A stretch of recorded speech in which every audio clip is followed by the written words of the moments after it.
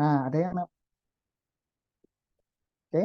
Nah, ada product improvement, kemudian kembali lagi ke brandnya. Brandnya mau di seperti apa kan, gitu kan. Gambarannya seperti itu, teman-teman. Jadi, cycle-nya, siklusnya itu akan seperti ini. Dari kita punya brand, coba dikerjakan digital marketingnya, feedbacknya seperti apa, langsung melakukan product improvement. Kembali lagi untuk dikonsepkan di brandnya, putar lagi terus, gitu. Terus menerus seperti itu. Jadi, apa, diperbaiki perlahan-perlahan. Oke, nah biasanya teman-teman itu banyak yang putus di tengah jalan. Punya brand di digital marketing kan, dengan caranya mungkin hanya ikut-ikutan, kurang tempat, boncos dan lain sebagainya, tidak melakukan apa ya evaluasi gitu kan, evaluasi dengan lebih detail sehingga udahlah nggak works gitu kan. Nah itu banyak seperti itu, jadi putus di tengah jalan. Padahal untuk adaptasi seperti itu harus teman-teman harus punya apa ya namanya ya, punya sesuatu untuk mengkawal gitu kan, mengkawal. Jadi ada tempat ketika kesulitan, ada tempat untuk bertanya dan harus melakukan seperti apa gitu. Oke, nah kita coba ya bahas satu persatu ya dari brandnya terlebih dahulu. Jadi brand ini akan bagusnya seperti apa sih, gitu kan? Seperti apa toh brand yang akan bertumbuh di 2024 di era society 5.0 gitu kan? Nah, yang pertama itu gini teman-teman. Kita bicara tentang connection, konektivitas kita antara brand dengan customer. Oke. Nah, saya selalu menggambarkan gambarannya tuh kayak gini loh. Kita itu brand kita dengan customer itu seperti sepasang kekasih gitu. Seperti sepasang kekasih di mana kekasih kita itu perlu punya masalah, kita datangkan solusi. Jadi give the solution with love gitu. Jadi gambarnya seperti itu. Kita analogikan dengan sederhana. Anda itu kalau memberikan solusi dengan cinta itu seperti apa sih? Cara komunikasinya seperti apa, sentuhannya seperti apa, bentuk solusinya seperti apa. Itu seperti itu gambarannya. Nah, kenapa? Ketika kita memberikan solusi seperti itu, maka si customer ini kita sebutnya die hard customer. Goal kita kan punya die hard customer. Customer yang apa cinta mati lah sama brand kita gitu kan. Nah, mereka juga akan memberikan transaksi dengan cinta terhadap kita gitu. Nah, banyak sekali salah kaprahnya apa? Eh, Mas, saya sudah melakukan branding. Oke, gitu kan. Terus efeknya apa? Efeknya, transaksinya belum, Mas. Nah, itu ada sebuah kekeliruan, teman-teman. Brand and selling itu saat ini dalam industri digital itu adalah satu paket seperti mata koin, dua sisi. Dia satu paket. Jika memang customer Anda itu mencintai Anda, maka dia itu akan setia bertransaksi pada Anda. Gitu kan? Hubungan percintaan Anda brand dengan customer adalah transaksi. Ketika customer Anda hanya mengingat Anda tapi tidak melakukan transaksi, berarti cintanya dipertanyakan kayak gitu. Cara Anda mencintai mereka, cara Anda memberikan solusi pada mereka itu dipertanyakan. Apakah selama ini solusi yang Anda berikan itu sudah benar-benar sesuai dengan permasalahan mereka atau tidak gitu kan, relevan atau enggak. Makanya di sini kita konsentrasinya ada di mana nih? 80% itu di ikatan emosional. 20% itu adalah ikatan yang logik gitu. Teman-teman pernah nggak sih membeli sebuah brand yang terkenal itu hanya karena happy aja, senang aja gitu kan? Kebanyakan 80% itu karena emosional bondingnya gitu kan. Nah, makanya arah kita untuk menciptakan apa ya, bukan menciptakan, arah kita untuk mentaati brand kita harus lebih melekat supaya brand kita lebih dicintai oleh customer. Nah, nanti di kelas itu teknisnya seperti apa akan kita paparkan, variabel-variabelnya, poin-poinnya itu seperti apa gitu. Terus selanjutnya nih, not kecilnya di sini teman-teman. Ini nih, kadang ketika kita sudah mengkonsep brand kita, kadang kita menjadi filosofis gitu kan. Nah, permasalahannya gini, jangan berekspektasi lebih bahwa netizen itu atau audiens Anda itu bisa berpikir mendalam terhadap brand Anda. Customer Anda itu receh loh. Indonesia ini sangat receh sekali. Mereka hanya mengingat mungkin 2-3 paragraf dari caption Anda gitu. Jadi Anda harus menyampaikannya itu dengan bahasa yang mudah dimengerti. Makanya harus dikonversi nih nanti ketika Anda punya konsep yang panjang lebar, itu harus dikonversi. Konversinya seperti apa? Nah, nanti di kelas teman-teman juga harus bukan menginstal, harus punya account ChatGPT ya. Karena AI itu sangat membantu kita untuk membuat konsep. Jadi kalau kita konsep sendiri mungkin akan sangat pusing nih, ini harus seperti apa. Ada USP, ada UVP, ada customer feedback itu seperti apa, akan pusing. Nah, makanya nanti akan dibantu oleh ChatGPT nih. Prompt-promptnya seperti apa, nanti akan kita bimbing juga sehingga teman-teman tinggal input, enter, tahu nih, oh kayak gini toh. Sales headline tuh kayak gini toh, gitu. Nah, seperti itu. Nanti akan kita permudah dengan cara seperti itu. Oke, selanjutnya, nah brand kita itu harus tumbuh dan sustain. Nah, pertumbuhan brand kita itu harus benar-benar berimbang, teman-teman. Karena apa? Omset itu tidak hanya diciptakan dari customer baru. Makanya kita di sini ada namanya horizontal growth sama vertical growth. Horizontal growth ini adalah pertumbuhan mencetak pelanggan-pelanggan baru. Nah, ini biasanya teman-teman udah jago lah, apalagi yang bisnisnya udah lama nih. Iklan gitu kan, promosi itu kan untuk menggait customer-customer baru. Goalnya ya mengakuisisi customer baru. Indikatornya ya cost akuisisi, biaya akuisisinya berapa gitu kan. Cost per purchase-nya berapa gitu. Ini bisa diukur dengan hal yang biasa teman-teman lakukan ketika berpromosi gitu kan. Strateginya ya campaign gitu kan, promosi gitu. Nah, sedangkan di sisi lain ada ini yang sering dilupakan. Padahal brand itu bisa dikatakan apa namanya nilainya tinggi itu berdasarkan dari vertical growth-nya. Vertical growth itu apa sih? Menciptakan daya customer yang jumlahnya besar. Oke, indikatornya apa? Apakah mereka hanya sekadar loyalitas? Indikatornya adalah customer lifetime value, CLTV. Nanti kita hitung bersama di kelas nih. Kita hitung bersama. Sebenarnya customer Anda ini potensinya berapa sih dalam 1 tahun mereka bertransaksi, gitu kan? Nah, ketika Anda sudah tahu nih dalam 1 tahun, misal produk Anda itu anggap aja produk yang apa ya, consumer good, gitu kan? Sebulan sekali dibeli, misal jualan serum nih, skincare serum. Oke, nah seberapa sering mereka, misal sebulan sekali dalam 1 tahun, berarti potensinya berapa nih, gitu kan? Nah, untuk mencapainya seperti apa? Maka diperlukan strategi namanya CRM nih, CRM, cara untuk supaya mereka repeat ordernya terus-menerus lebih bagus. Terus kemudian kalau ada customer yang sudah puas treatmentnya seperti apa supaya mereka bisa repeat order. Terus bagaimana Anda bisa mengakuisisi orang sekeliling dari customer loyal Anda. Nah, nanti kita juga bahas di kelas di hari kedua nanti. Hari kedua kita bahas tentang CRM dan teman-teman nanti langsung membuat ini nih apa namanya berbagai program yang tepat untuk bisnis teman-teman.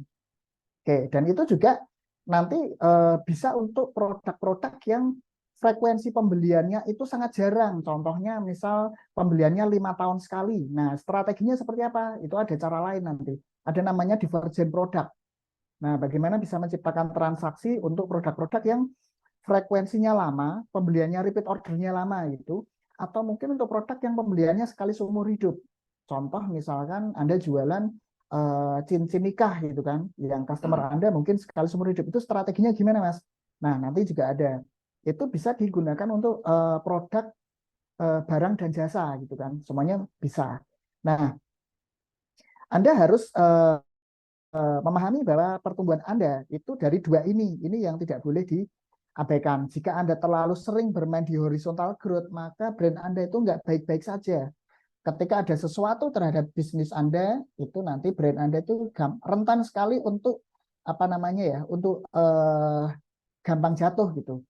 Ketika Anda horizontal growth-nya terlalu tinggi. Nah, vertical growth terlalu tinggi juga nggak bagus karena nanti berangsur-angsur customer Anda juga tidak akan semuanya loyal juga. Mungkin ada irisan-irisan yang dia beralih ke customer lain. Makanya harus berimbang nih teman-teman. Vertikal sama horizontalnya gitu. Vertical growth itu intinya gini.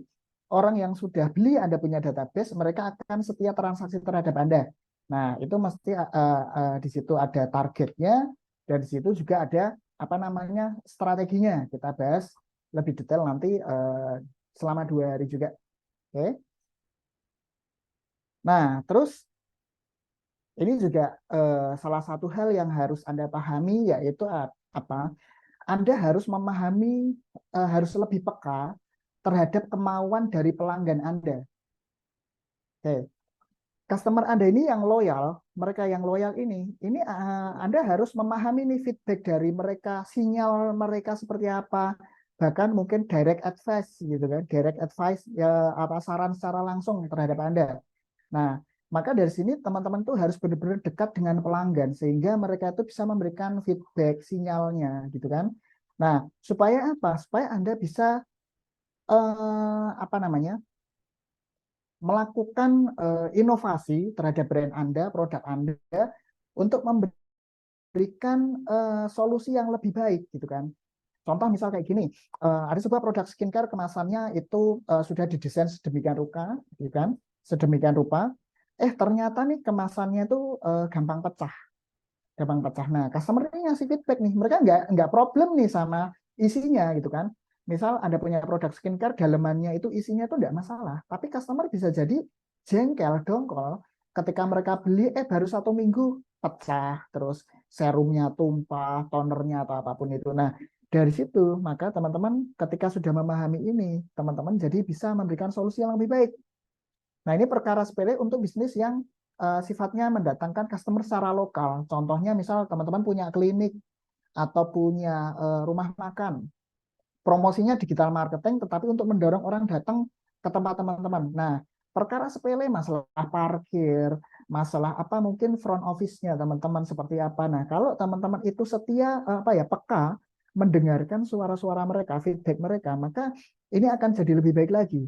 Konsultan terbaik dari brand kita adalah customer kita, gitu. Sehingga Anda bisa memberikan solusi yang lebih baik atau solusi baru gitu yang belum ada. Contoh misal teman-teman punya klinik nih, datang ke sana, uh, customer ngasih feedback nih, feedbacknya itu apa nih? Misal contohnya para bapak-bapak yang nganter istrinya ke sana pada boring, gitu kan? Nah, terus kemudian ada yang ngasih solusi baru, depannya kasih dong itu coffee shop gitu ya, tempat ngopi supaya bapak-bapak nggak boring nunggu istrinya sedang perawatan gitu. Itu contohnya seperti itu. Jadi kalau teman-teman bisa lebih peka lagi, itu kan. Eh, Customer Anda itu akan semakin mencintai teman-teman. Sehingga apa? Mereka akan membayar lebih dan sering lagi. Gitu. Hal seperti itu juga kami lakukan di brand saya yang fashion, yang Kertabumi. Kami itu untuk melakukan inovasi soal warna, itu kami sering mendengarkan customer. Mereka tuh maunya apa sih gitu kan. Karena pada kenyataannya ketika setiap tahun itu kan ada tren fashion, warna-warna baru, itu belum tentu, realitanya belum tentu customer tuh bisa menyerap. Karena tidak semua segmen pasar itu bisa dipukul rata, itu dia mengikuti tren gitu. Nah, seperti itu ketika kita bingung, kita melakukan survei ke pelanggan. Kita tanya nih, warna pengen hadirin warna apa, lengan panjang, lengan pendek, desainnya seperti apa. Nah, seperti itu. Nah, ketika teman-teman bisa lebih peka mendengarkan keinginan customer, itu akan semakin mudah nih ngembangin bisnisnya, ngembangin brandnya seperti apa. Oke. Kita lanjut ya. Ini dari soal brand pada intinya adalah gini. Teman-teman harus punya konektivitas yang bagus dengan customer. Punya konektivitas yang bagus, kemudian pertumbuhan yang menyeluruh, vertikal dan horizontal semuanya juga diperhatikan. Sehingga nanti kita akan bahas strateginya seperti apa. Terus kemudian solusi yang lebih mengakomodasi pelanggan-pelanggan Anda gitu kan. Pelanggan-pelanggan Anda mungkin selama ini sudah setia sih, tapi mereka mesti punya suatu kritikan sederhana. Apa celotehan-celotehan kecil itu Anda harus lebih peka terhadap hal seperti itu. Gitu. Oke. Nah, dan banyak cara lagi. Oke. Nah, ini bicara soal brand kurang lebihnya seperti ini. Nanti kita akan bahas lebih detail dan di sini nanti membahas tentang competitive metric. Teman-teman kita ajarkan bagaimana bersikap nih. Ketika saat ini kita berbisnis nggak sendiri. Setiap tahun itu banyak jutaan brand baru lahir. Kompetitor Anda muncul baru terus. Terus kuda hitamnya baru nih. Ada yang mereka itu muncul dari newbie, muncul mencoba. Nah, ada yang mereka ini sudah punya otot bisnis lama.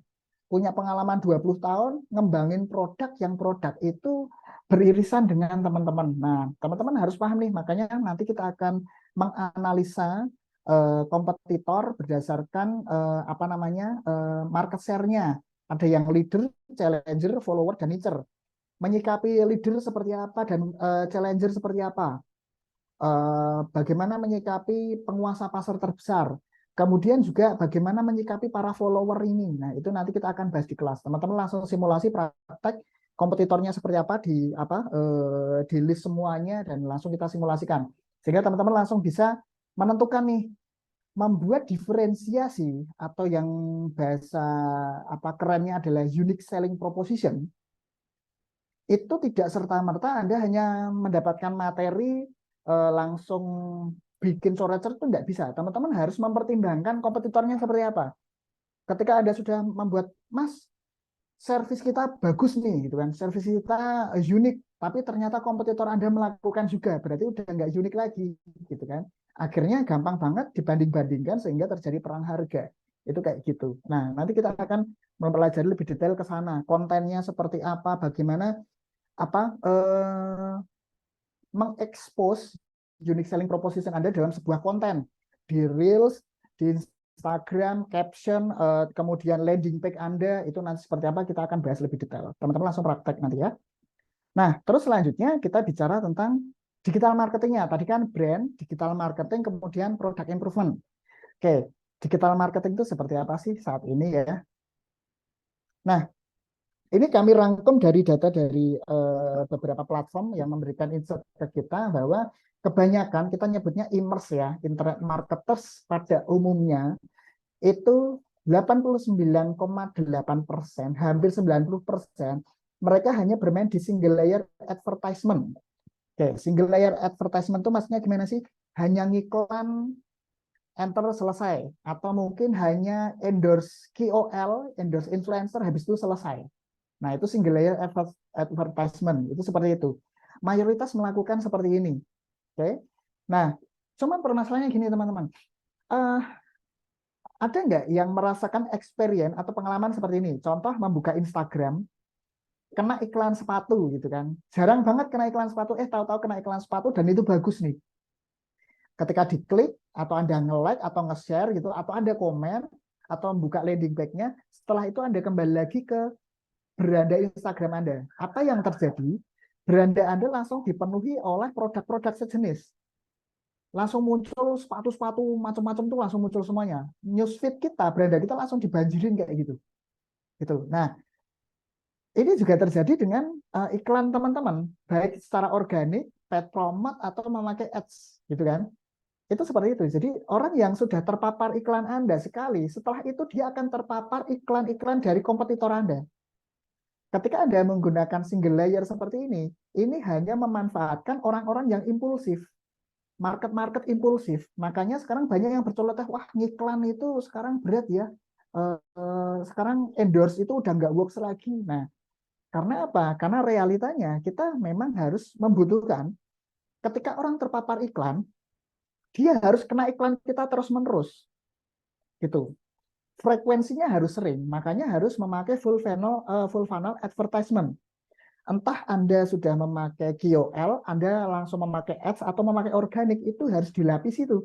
Orang yang sudah terpapar iklan Anda itu harus kena. Nah, saran dari Meta mengatakan bahwa orang itu terdorong membeli produk Anda, mencoba membeli produk Anda, itu setidaknya itu dia sudah terpapar iklan 8 kali dalam sebulan. Oke. Terpapar iklan 8 kali. Satu orang itu kena iklan Anda itu 8 kali gitu. Mungkin Anda juga kemarin saat kena iklan dari kanal klub, mungkin Anda sebel tuh setiap hari kena terus, wajah saya sampai boring gitu kan, kena iklan kita. Nah, itu seperti itu. Frekuensi seperti itu.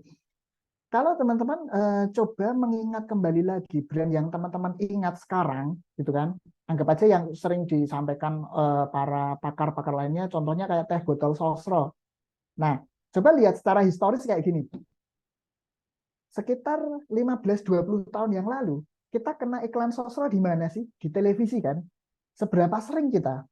Hampir ketika nonton TV kita kena iklannya terus sehingga kita apal tuh sama tagline-nya, apapun makanannya minumnya teh botol sosro, kena terus frekuensi yang tinggi ya akhirnya membuat kita itu brand kita semakin mudah diingat dan ketika produk kita penawarannya oke orang terdorong untuk membeli gitu seperti itu. Nah di sini ada yang namanya ROAS ya, bagi teman-teman yang belum tahu ROAS itu adalah hitungan ini dengan bahasa sederhana ya, hitungan omset yang Anda dapatkan dari budget marketing Anda, budget iklan Anda. Jika ROAS-nya 3, berarti kalau Anda punya budget iklan itu 1 juta, ROAS-nya 3 berarti omsetnya hanya 1 juta dikali 3, berarti 3 juta. Atau budget marketing Anda itu 30%, ROAS 3. Nah, kalau yang bermain di full funnel, ROAS-nya itu bisa 6 sampai 12 gitu kan. Bisa 6 sampai 12. Bahkan beberapa brand di Kanal Club ini ada beberapa contoh brand yang dia itu unique value proposition-nya sudah sangat bagus banget dan mengoptimasi digital platformnya tepat. Mereka itu bisa mencapai ROAS 50 bahkan sampai 90. Budget iklannya apa? 1 juta, omsetnya 50 juta gitu. Itu seperti itu gambarannya ya. Jadi seperti ini. Nah, nanti kita akan bermain seperti ini. Teman-teman akan menyusun strukturnya. Ketika orang kena iklan ini harus kena iklan ini, seperti itu terus. Nah, seperti itu. Oke. Nah, intinya teman-teman gini, ketika berinvestasi pada brand untuk iklan, ya kan, untuk promosi, itu ternyata apa? Ini data dari Meta ya. 60% itu ada peningkatan pada ROI, return of investment. Jadi bisnis Anda secara keseluruhan, itu ROI-nya itu ternyata ada peningkatan ROI-nya itu naik di 60%.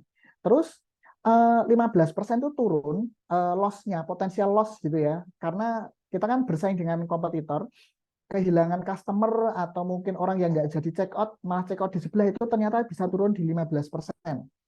Kemudian 17%-nya itu mendapatkan kenaikan penjualan tambahan. Penjualan tambahan itu yang artinya gini, mungkin dia rata-rata transaksi satu produk Anda 100.000, ternyata mereka bisa beli lebih banyak, repeat order dan sebagainya, itu ada peningkatan hingga 17%. Nah, ketika investasi digital marketing untuk brand ditingkatkan dalam satu periode terakhir dengan cara yang benar, maka akan terjadi seperti ini. Makanya saat ini tuh dibutuhkan konsistensi dan apa ya, treatment yang tepat gitu. Ini salah satu contohnya punya member Kanal Club ya. Ini Berilla punya Mas Amrul Sofa. Ketika launching itu langsung per harinya itu laku lebih dari 1000 paket, itu langsung sold out itu setiap hari gitu.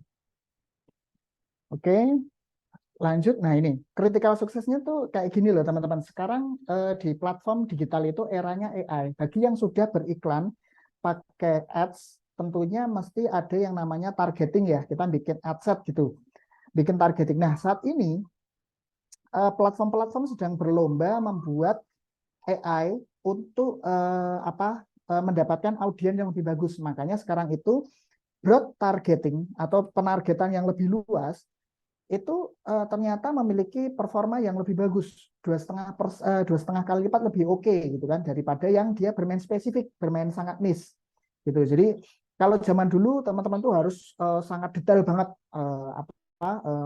menentukan target dari marketnya gitu. Nah sekarang itu lebih broad, itu lebih bagus. Kemudian frekuensi yang paling oke itu adalah frekuensi tayang itu 1,5 sampai 2 kali setiap minggu, itu bisa meningkatkan ROAS. Jadi yang frekuensi iklannya itu seminggu itu 2 kali, itu dia punya penjualan yang lebih oke, itu kan ROAS-nya lebih bagus. Dan yang mereka konsisten, ini contohnya, ini data dari Meta ya, Meta dari Meta Analytics Partner mengatakan seperti ini. Ketika Anda konsisten nih, konten Anda itu konsisten tampil selama sampai dengan 14, 26 minggu, 27 sampai 39 minggu, ternyata itu ada peningkatan salesnya tuh lebih ada peningkatan 39%. Gitu, naik, lebih naik. Jadi saat ini kita nggak bisa tuh teman-teman hanya aku ngiklan untuk bulan ini doang, itu nggak bisa, hasilnya nggak akan bagus. Tapi kalau teman-teman konsisten lakukan, meskipun budgetnya kecil tapi konsisten. Nanti kita bicara strategi ya.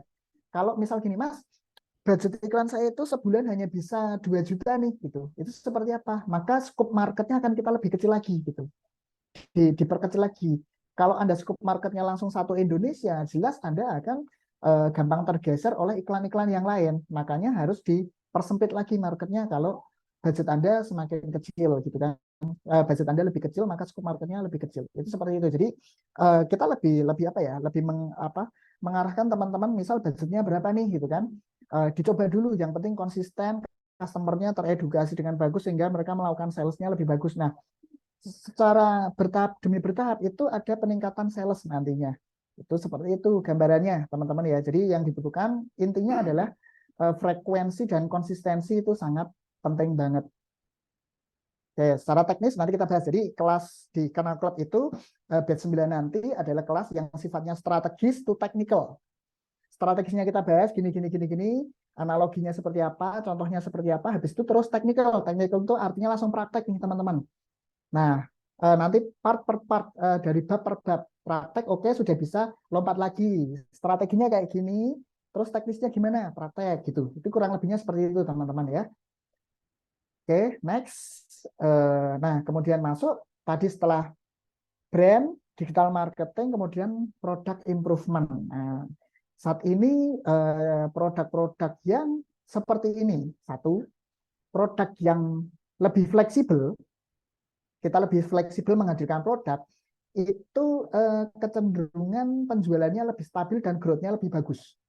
Nah, jadi kita bisa apa namanya fleksibel dalam apa ya menghadirkan solusi-solusi terhadap customer kita. Misal contoh nih, saya memberikan contoh ini. Kita jualan produk dengan yang solusinya untuk imun tubuh, sistem kekebalan tubuh. Nah, cuman misal contohnya customernya itu tuh perilakunya beda-beda. Ada yang dia suka traveling, maka kita ciptakan kemasan yang untuk traveling. Ada yang dia tuh keluarga, maka kita ciptakan yang botol lebih besar, yang untuk keluarga. Ada yang dia itu sukanya belinya langsung banyak untuk nyetok gitu kan. Nah, ini kita ciptakan yang untuk nyetok selama 3 bulan. Ini contohnya seperti itu. Tapi positioningnya sama, gitu kan? Solusinya sama, yaitu tetap untuk imun tubuh, hanya penggunaannya berbeda-beda. Nah, itu seperti itu. Jadi lebih fleksibel dalam melakukan product development. Itu seperti itu gambarannya, teman-teman ya. Nah, nanti kita langsung memetakan nih, ada namanya divergent product sama convergent product. Kita langsung petakan nih teman-teman, langsung simulasi, oh ketika produk utama kita seperti ini, divergent produknya bisa seperti apa nih, convergent produknya bisa seperti apa. Nanti kita bahas lebih detail di kelas nanti ya, dengan berikut dengan contoh-contohnya gitu. Nah, ini akan lebih mudah membantu teman-teman saat nanti melakukan kampanye, karena kita saat ini tuh butuh fleksibilitas tinggi. Contoh kayak gini, ketika family itu kenceng mungkin saat Ramadan kenceng gitu kan.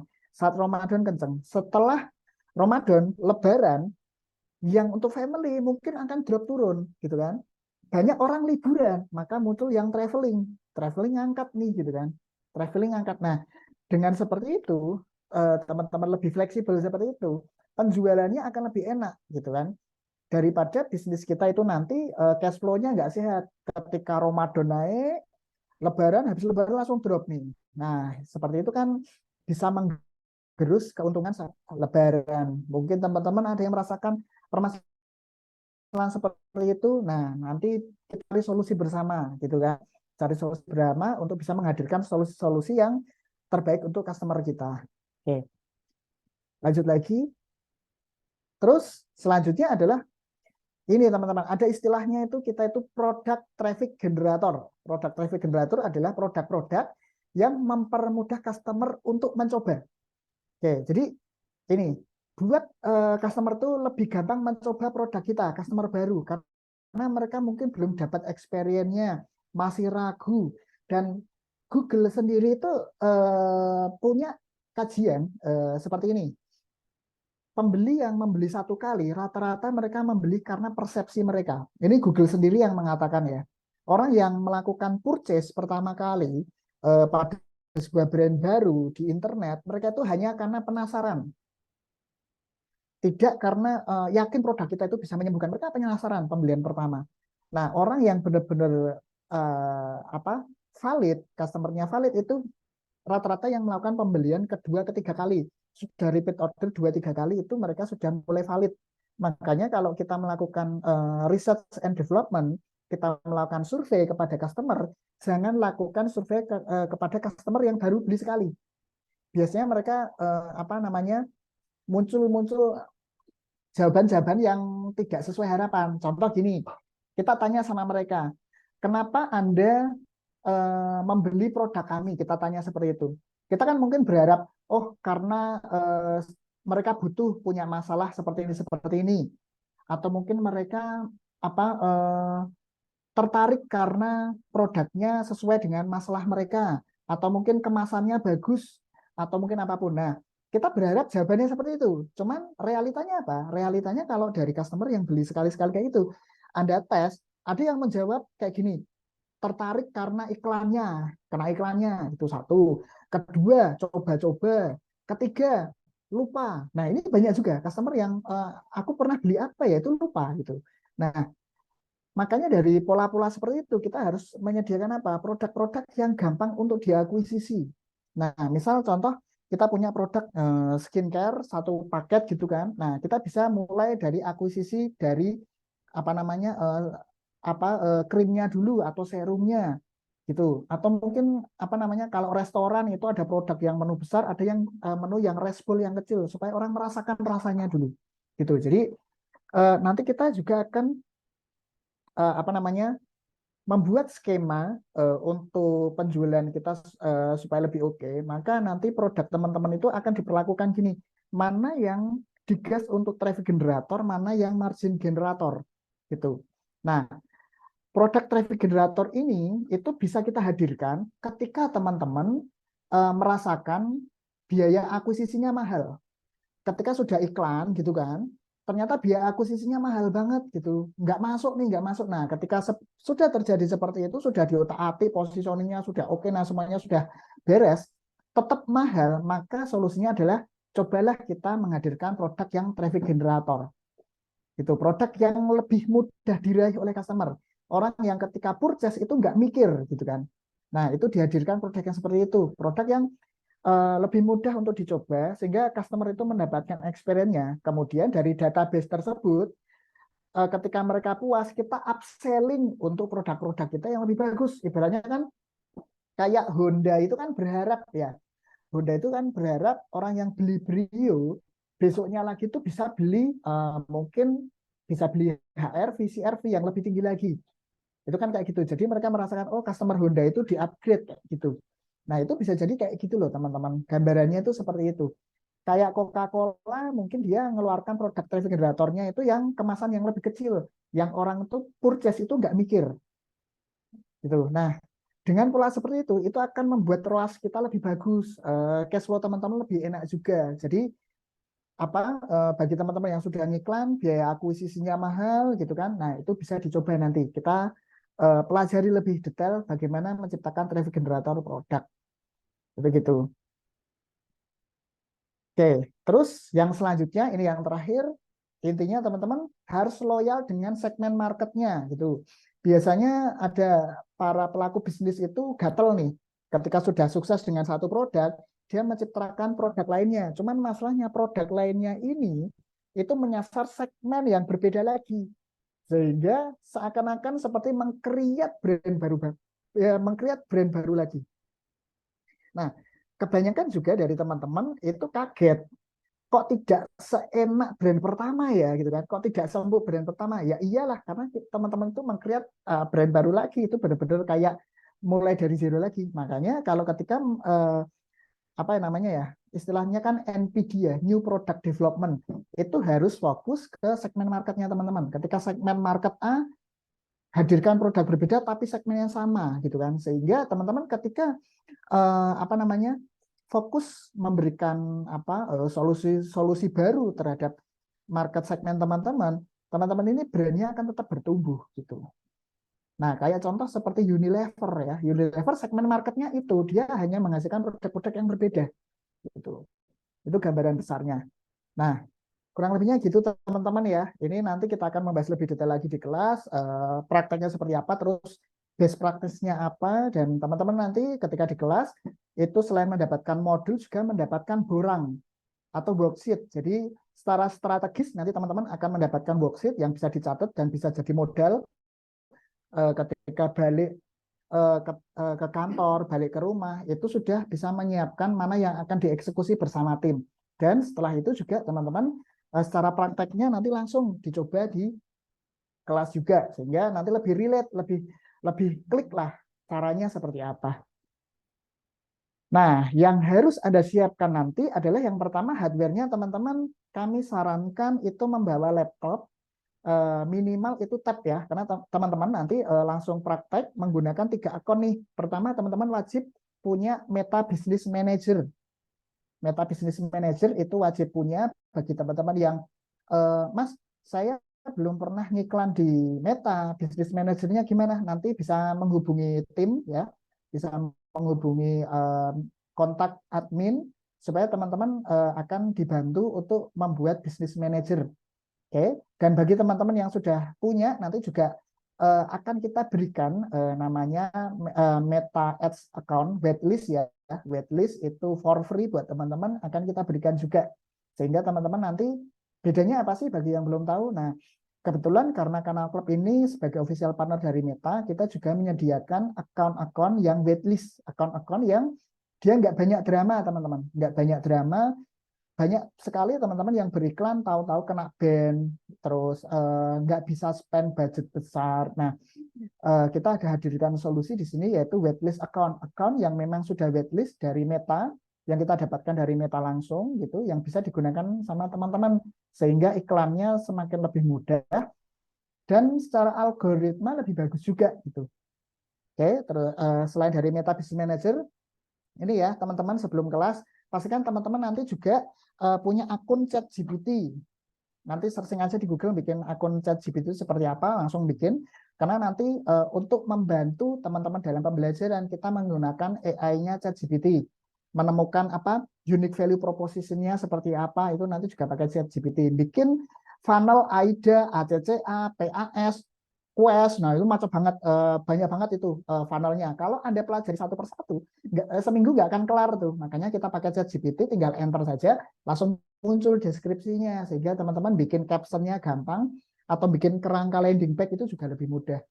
Kemudian setelah itu juga teman-teman, selain ChatGPT juga bikin akunnya Bing ya, Bing apa AI, itu nanti untuk mempermudah teman-teman ketika bikin kreatif. Itu. Nah, nanti yang harus disiapkan ini teman-teman ya. Jadi pastikan nanti siap di sini laptopnya ready.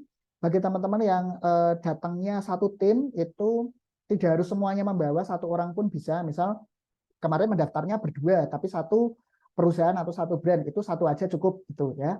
Tapi bagi yang sendiri-sendiri ya semuanya wajib teman-teman ya. Nah, nanti bisa dibantu sama tim juga bagi teman-teman yang sudah punya Meta Business Manager, punya BM ya, itu bisa menghubungi tim untuk nanti kita bantu akun waitlistnya gitu ya. Akun waitlistnya nanti langsung kita berikan dan teman-teman langsung bisa praktek. Dan bagi yang terbiasa, misal Mas, saya itu sudah pakai sudah terbiasa ngiklan di Facebook Ads gitu kan, dan spending saya sudah banyak, misal per hari sudah 20 juta, 30 juta gitu kan. Kalau teman-teman butuh akun, misal Mas, saya minta waitlistnya 10 akun, 15 akun, 20 akun, itu kita kasih teman-teman. Dan feel free, teman-teman langsung bisa minta ke tim, langsung kita input nanti ya, dan itu langsung masuk ke BM-nya teman-teman gitu. Oke, gambarannya seperti itu ya. Sampai bertemu teman-teman ya. Nanti di sini mungkin ada tanya jawab dan tanya jawab secara teknis ya, sifatnya secara teknis. Monggo silahkan, mungkin untuk 3 penanya bisa bertanya, silahkan. Monggo siapa dulu yang ingin bertanya? Saya boleh, Mas. Oke, Mas Asep ya. Ya, Siap. Ya, monggo Mas. sebentar, Mas. Baik, Assalamualaikum warahmatullahi wabarakatuh. Salam kenal, Mas Rifki. Untuk ini, Mas, saya dari introduction hari ini Oke, dapat input yang sangat bagus ya, insight-nya. Menurut oke. saya segar juga sih. Cuman maksudnya saya kan main di herbal ya, main di Verbal. herbal juga. Siap. Tetapi herbal pada sisi eh, perspektif tradisional Chinese medicine kayak gitu. Oke, Yang kebanyakan kalau teman-teman main herbal itu yang ditawarkan value-value-nya berdasarkan herbal medis gitu. oke, Sementara saya menawarkan herbal berdasarkan tradisional Chinese medicine. Jadi oke. Jadi, nah, saya agak kesulitan mencari membuat sebuah konten yang memudahkan masyarakat memahami konsep ini gitu. Oke. Itu yang pertama, karena saya sudah menyiapkan beberapa value yang dibedakan dengan yang lain, karena memang saya main di Red Ocean sejak 2016 lah ya. Mungkin pernah winning di 2016 sampai 2020 tuh winning gitu produknya. Nah, kemudian ya seperti yang kita tahu, Corona ini juga mempengaruhi sehingga sampai sesulit inilah gitu. Oke, siap-siap Mas. Ya. Terus yang kedua Mas tentang apa whitelist ya, tentang whitelist. Tadi Mas bilang tidak hanya satu akun yang dikasih Ya, secara free, tapi banyak akun gitu ya Mas? punya akun Mas. Oh, alhamdulillah kalau gitu Mas. Ya. Soalnya kayak saya tuh kan biasanya ya spendnya udah sebelum kena ban 2021 ya alhamdulillah lah sudah besar-besar setiap harinya. Makanya kalau sekarang ada akun whitelist free dengan jumlah yang lebih dari satu ya terima kasih gitu Mas. Ya, Oke, siap Mas Asep. Ya, baik. siap. Jadi saya tanggapi ya. Yang pertama kan tradisional Chinese medicine itu kan nanti kalau di framework yang akan dipelajari itu kan berupa unique selling proposition, Mas. Nah, cuman unique selling proposition ini tidak bisa diceritakan secara vulgar karena USP itu adalah bahasa dapur sebenarnya. Bahasa dapur bisnis kita. Makanya kita ketika mendeliver ke sana ke customer itu mesti customer itu punya berbagai feedback nih, berbagai feedback. Nah, feedback feedback yang match dengan USP ketemu yang namanya UVP, Mas. Gitu. Nah, nanti saat menemukan UVP itu kita bikin biasanya kami tuh dibantu pakai ChatGPT paling gampang. Karena gini, ketika kita punya bisnis dengan USP tradisional Chinese medicine, sedangkan feedback dari customer mengatakan ini, gitu kan? Apa UVP dari brand ini? Enter Mas, ketemu. Seret kayak gitu.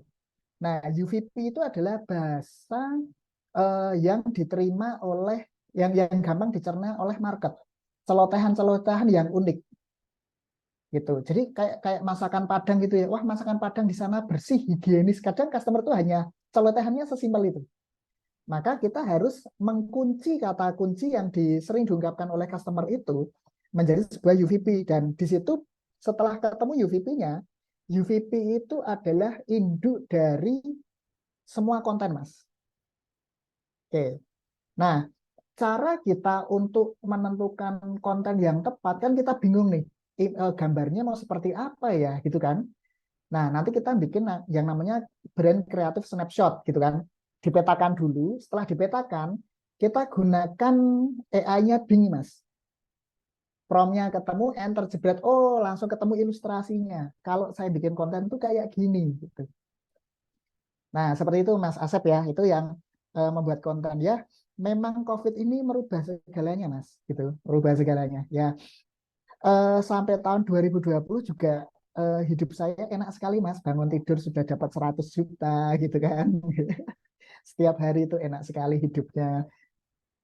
Qadarullah ada COVID itu mengingatkan perjuangan lama harus keringetan lagi gitu kan, harus keringetan. Dan itu banyak banget teman-teman tuh banyak banget bisnis yang goyang itu banyak banget. Nah, memang itu kita nggak bisa gini Mas, kita nggak bisa mengulangi dengan detail masa lalu karena segmen market, behavior customer, platform itu sudah berbeda dengan 2016 sampai 2020. Nah, kita harus melangkah ke depan nih, melakukan apa ya, revolusi baru nih terhadap bisnis kita harus kayak gimana nih, gitu. Dan nanti insya Allah Mas kita kawal bersama ketika ada kesulitan bisa ngezoom, kalau ke Jogja bisa ngopi gitu. Dan teman-teman Kanal Cup ini banyak banget kok, setiap minggu itu mungkin saya bisa 6-7 kali jadwal ngopi gitu. Gitu ya, itu Mas, fungsinya kita bikin Kanal Club tuh kayak gitu, nyari teman Mas gitu. Terus yang Makasih ya selanjutnya Mas ya, Rifki. Ya, ya Mas. mudah-mudahan ini. Oke, untuk waitlist memang kita itu anu Mas, kita kasih ke teman-teman mau berapa sih? Mau 20 ya kita kasih gitu kan. 30 akun kita kasih. dan tidak kita publish, nggak enak sama teman-teman yang jualan waitlist Mas gitu. Kita nggak enak sama teman-teman yang mencari rezeki dari jualan waitlist, makanya nggak berani kita publish karena kita pengen ngasih supportnya for free buat member gitu, for free buat member. Dan waitlist kita juga langsung disupport sama klien partnernya dari Meta. Kami itu sedang menggarap, tapi nggak bisa cepat Mas dan nggak bisa menjanjikan jadi atau enggak ya.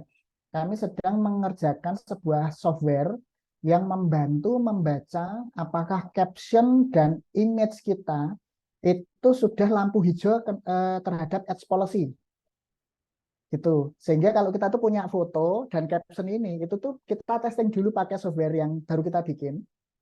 Ketika di enter nih, ini bakal kena restrict nggak ya gitu kan? Gitu. Nah, itu kan apalagi main di herbal kan Mas gitu kan.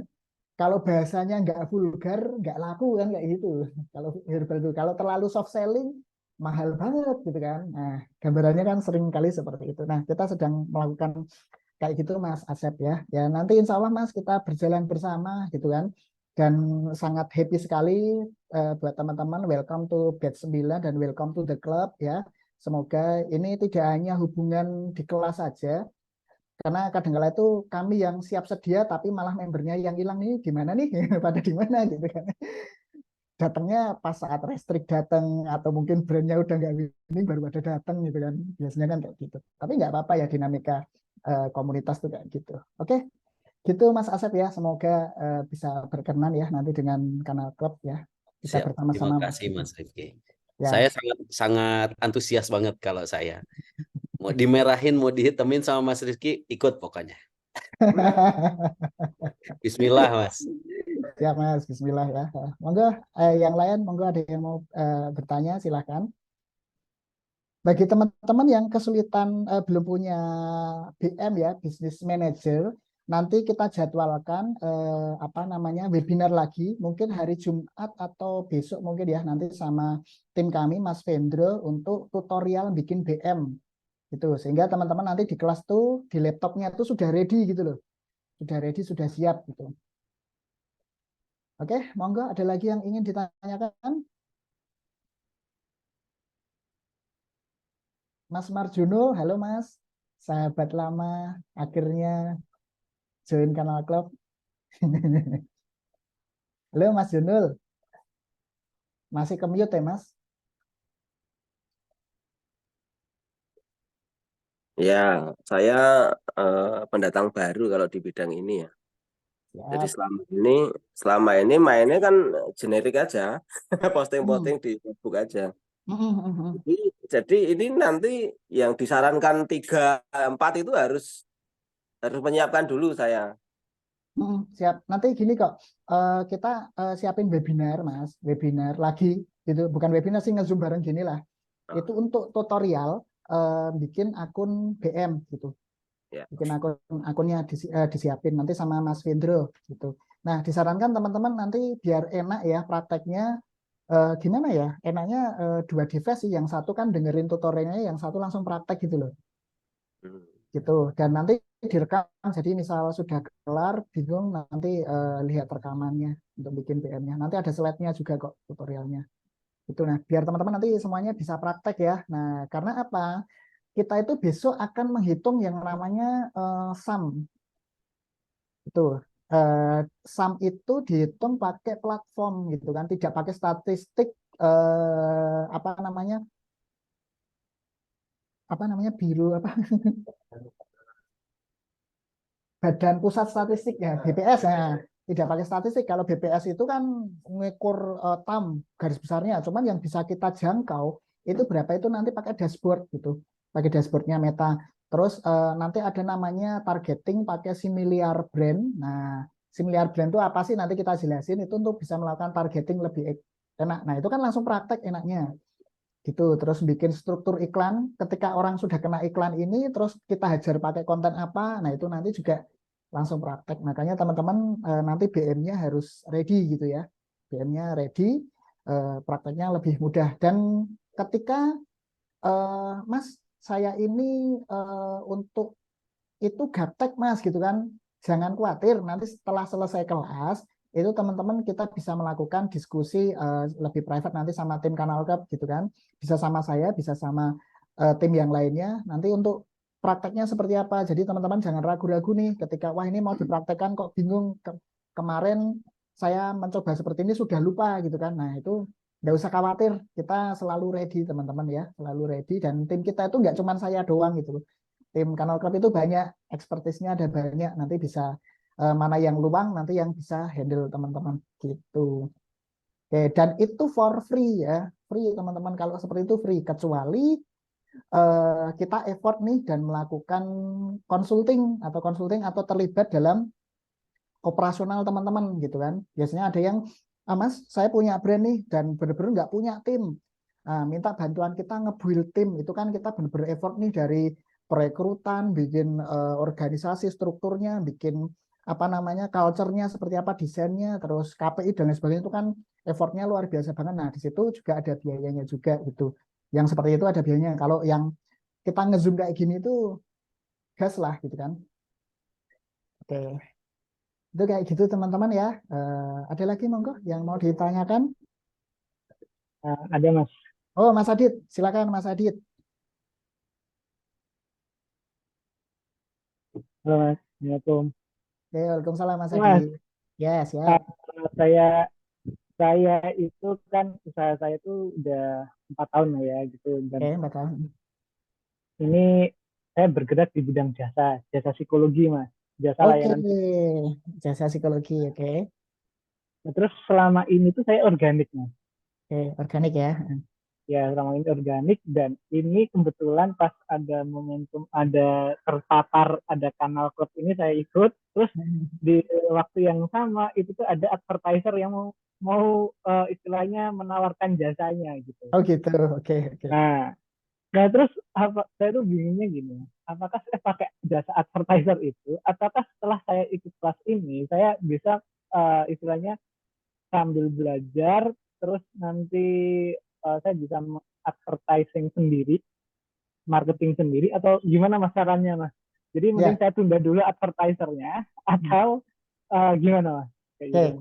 Jadi gini Mas. Kan tadi kan Mas Rifki tadi kan bilang Mas Rifki juga bisa membantu untuk membuat struktur organisasi, terus perekrutan untuk advertiser dan lain-lain Ya, kan, ya. daripada saya mikirnya daripada orang luar. Nah saya mending bangun tim sendiri nih di organisasi saya gitu. Caranya, itu caranya mas. Ya, advertiser dari luar itu jadi pihak ketiga gitu ya Mas ya. Ya betul mas, betul. Oke, oke, oke. Ya, tergantung ini sih Mas. Eh Cost-nya sih gitu. Ada plus minusnya Gitu. ya kan. Plus minusnya kalau pakai pihak luar kan kita juga harus lihat nih setiap pihak ketiga dia punya expertise, punya spesialisasi di suatu bidang. Jadi kalau dia sudah terbiasa bermain herbal, diajak bermain fashion mungkin belum tentu bisa karena sentuhannya beda Mas. Tapi kalau dia sudah terbiasa di jasa, it's okay gitu. Nah, kelebihannya adalah Mas nggak akan repot-repot lagi, hanya kadang-kala dipertimbangkan cost-nya kalau pakai pihak ketiga gitu. Nah, kalau pakai sendiri itu cost-nya biasanya lebih murah. Nah, cuman perlu adaptasi, perlu adaptasi. Nah, kalau kami itu selalu menyarankan gini, setiap business owner, brand owner itu kan punya spesialisasi masing-masing. Passionnya, yang satu mungkin passionnya adalah di bidang keuangan, sukanya ngitung duitnya. Ada yang mungkin lebih senang jualannya, gitu kan. Setiap ini dari teman-teman ini kan beda-beda nih passionnya itu dalam bisnis kan bidangnya banyak. Aku senangnya operasional, marketingnya serahin ke orang, itu kan beda-beda. Nah, cuman itu kan yang biasa kita sebut dengan skill mayor, Mas. Skill mayor, mayor skill mayor. Jadi skill yang kita kuasai benar-benar nih, spesialisnya di mana nih. Misal Mas Adit ini jagonya di jasanya, lebih ke psikologinya misalkan kayak gitu. Nah, tapi kita harus punya minor skill, Mas. Minor skill itu adalah skill yang harus kita pahami, yang dimana skill ini itu berdasarkan core kompetensi dari bisnis kita. Contoh misalnya ini, bisnis kita ini selama ini tumbuh gara-gara Google Ads. Padahal kita itu nggak bisa ngiklan Google Ads gitu kan. Saya bisanya bikin produk. Nah, mau nggak mau harus mengerti Google Ads, Mas. Supaya apa? Supaya gini, desain bisnis kita itu bisa keputusan-keputusan kita itu bisa tepat gitu loh Mas. Karena di situ kan kunci keberhasilannya gara-gara Google Ads-nya gitu kan. Gitu. Nah, nanti ini juga sama Mas. Mas Adit meskipun pakai pihak ketiga ataupun meng-hire advertiser sendiri, Mas Adit juga harus setidaknya mengerti dashboard iklan. Tahu CTR yang bagus seperti apa, KPI-KPI-nya tahu Mas. CTR bagus seperti apa, kalau CPM kayak gini harus seperti apa. Supaya apa? Kita nggak dibohongin sama karyawan sendiri. Gitu. Dia, karena apa? Advertiser itu kalau sudah nemu pola iklan, kadang dia itu apa ya, gampang banget ngajuin budget anggaran untuk scale up. Iya Nah, benar. itu sering terjadi, maunya gas terus. Pak ini bagusnya supaya omset naik gimana? Budgetnya tambahin aja Pak gitu, dengan semudah itu gitu kan. Padahal Oke. faktor yang harus diperhatikan tidak hanya budget, banyak iklan yang ketika budgetnya dinaikkan, omsetnya nggak ikut naik Mas. Gitu. Ternyata selama ini salah menilai customer journey-nya. Nah, kayak gitu. Orang belinya tidak di landing page tapi check out-nya di Shopee gitu. Omsetnya memang naik sih, cuman bukan dari landing page-nya, gara-gara orang nyari di Shopee-nya gitu. Siapa tahu kayak gitu gitu. Nah, itu contohnya Mas Adit. Nah, kita akan bicara panjang lebar. Spesialisasinya di psikolog ya, Mas ya? Iya Mas, jadi kita jasa layanan psikologi. Nah kita tuh belum kita mainnya di Instagram aja Mas. Oke, oke. Psikolognya klinis atau industri, Mas? Klinis Mas. Wah, Klinis. asik, Mas. Ya, sekarang baru banyak isu mental health, tuh, Mas. Nah ya itu mungkin dia tertarik juga karena itu dia datengin gitu kan. Ya, Saat ya. itu gitu Oke, ya. oke. Asik, Oke Mas Mas, Asik. Ya, siap. Oke, Mas Adit. kita ngobrol lagi di kelas ya. Ya, lanjut, Oh, lanjut ya. Kelas nanti ya. terima kasih Mas Ya, Mas Rifki. Adit. Oke. Oke, mungkin gitu teman-teman ya. Sekali lagi saya ulangi lagi, yang butuh disupport untuk pembuatan BM tutorialnya nanti hubungi tim Kanal Club gitu ya, hubungi tim Kanal Club supaya nanti bisa difasilitasi untuk webinar tutorialnya gitu ya. Biar teman-teman nanti ready, siap gas, siap praktek gitu. Oke, mungkin dari saya cukup sekian teman-teman. Sampai bertemu besok. Jaga kesehatan. Iklimnya baru nggak baik-baik saja ya Indonesia ya. Panas banget tapi dikit-dikit hujan. Nah ini mungkin banyak yang kena flu dan lain sebagainya. Jaga kesehatan teman-teman. Air minumnya, air putihnya jangan sampai terlambat. Makannya teratur ya. Makan 4 sehat 5 miliar gitu kan. Ya, menu kita kan 4 sehat 5 miliar gitu. Oke, terima kasih. Saya kembalikan lagi ke Mas Fajar. Dari saya cukupkan. Wassalamualaikum warahmatullahi wabarakatuh. Waalaikumsalam warahmatullahi wabarakatuh. Baik, terima kasih Mas Rifki Ali Hamidi sudah memberikan penjelasan singkat ya tentang materi yang akan kita dengarkan di kelas nanti. Oke, saya ingatkan kembali buat teman-teman untuk masalah BM, ChatGPT, dan Bing Creator Image itu bisa hubungi admin kalau misalnya nanti ada kendala di pembuatan. Terus dipersiapkan juga kayaknya nih bakal banyak banget pertanyaan-pertanyaan tentang brandnya seperti apa dan segala macam strateginya di kelas nanti. Itu nanti juga disiapkan juga. Kesehatan paling penting karena nanti kita akan full ya dari pagi jam 7 sampai jam 4 sore 2 hari. Eh, Mungkin itu aja buat teman-teman. Kalau misalnya nanti ada pertanyaan lagi terkait 3 hal tadi, silahkan chat admin. Terima kasih. Saya tutup. Wassalamualaikum warahmatullahi wabarakatuh. Waalaikumsalam warahmatullahi wabarakatuh.